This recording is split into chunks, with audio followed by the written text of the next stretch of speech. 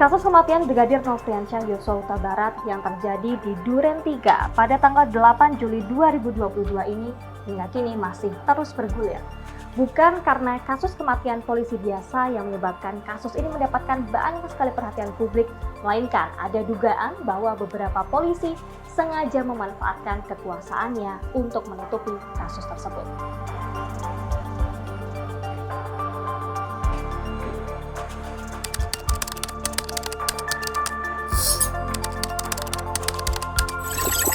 Bahwa peristiwa yang terjadi adalah peristiwa penembakan terhadap saudara J. Menjatuhkan pidana terhadap terdakwa dengan pidana seumur hidup. Ferdi Sambo. Siapa dia? Sepanjang 28 tahun perjalanan panjang karirnya, Sambo berhasil menjadi bintang 2 termuda yang menjabat sebagai Kadif Propam Polri. Bahkan ia pernah memperoleh penghargaan Bintang Bayangkara Pratama, yakni penghargaan untuk orang yang berjasa dalam memajukan dan mengembangkan Polri. Hingga pada 25 Agustus 2022 lalu, Sambo dinyatakan dipecat dari institusi Polri karena diduga terlibat dalam kasus pembunuhan ajudannya Brigadir Yosua Huta Barat. Pemberhentian tidak dengan hormat atau PTDH sebagai anggota Polri.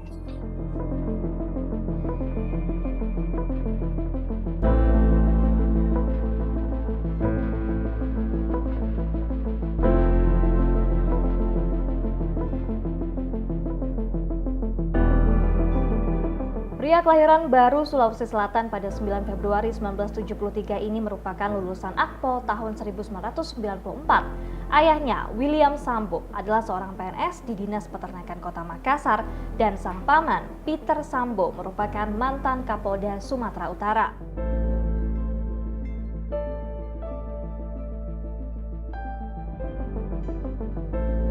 Ferdi Sambo mengawali karir di tim khusus anti bandit Polres Jakarta Timur pada 1997 dan ia menjadi kepala unit reserse kriminal kepolisian sektor Cakung, Jakarta Timur. 2 tahun kemudian, Sambo melamar Putri Chandrawati, teman semasa sekolahnya di SMP Negeri 6 Makassar yang merupakan seorang dokter gigi anak mantan perwira tinggi TNI. Karir Sambo melesat begitu cepat.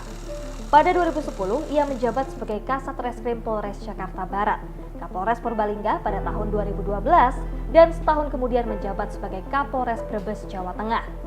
Tahun 2015, Sambo ditarik ke Jakarta menjadi Wakil Direktur Reserse Kriminal Umum Polda Metro Jaya, sebelum akhirnya ditarik ke Mabes Polri. Di sana, Sambo menjabat sebagai Kepala Subdirektorat 4 Tindak Pidana Umum Bareskrim pada 2016.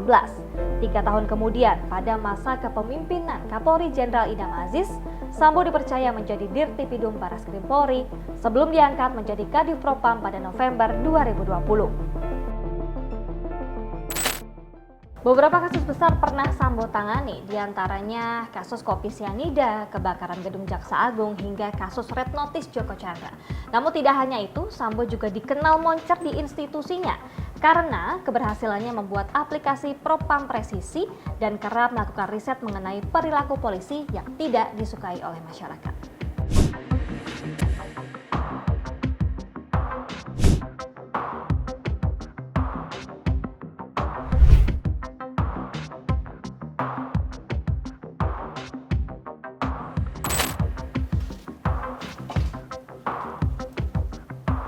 Pasca kejadian penembakan di Duren 3, bagaimanakah nasib mantan Jenderal Bintang 2 tersebut?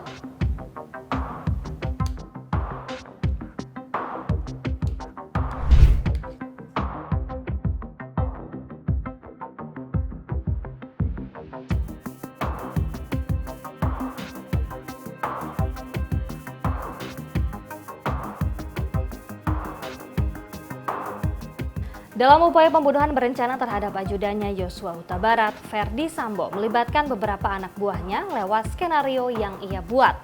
Bahkan 6 diantaranya didakwa sebagai pelanggar kasus obstruction of justice atau perintangan penyidikan dan kini tengah menjalani proses persidangan. Skenario Sambo terkuak selapis demi selapis. selama berkarir di kepolisian, berapa lama saudara sudah berkarir di kepolisian? Sebentar ya. 28 tahun. Berapa tahun? 28 tahun. 28 tahun.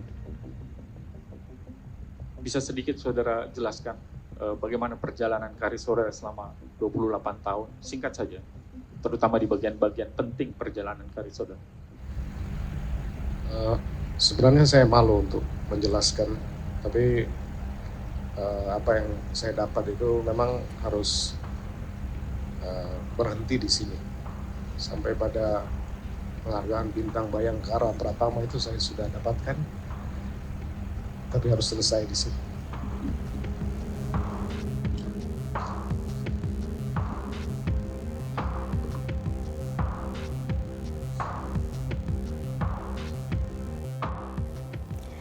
Kini, karir mantan perwira tinggi Korps Bayangkara tersebut harus terhenti sembari menanti vonis apa yang paling tepat untuk membayar segala perbuatannya. Jika benar, Sambo adalah otak utama dari pembunuhan berencana kepada Yosua Huta Barat, tentu ini akan menyayat hati masyarakat dan juga merusak citra kepolisian Republik Indonesia. Bukankah sejatinya tugas polisi adalah menegakkan hukum, melindungi masyarakat, dan juga memberikan teladan yang baik bagi kita semua?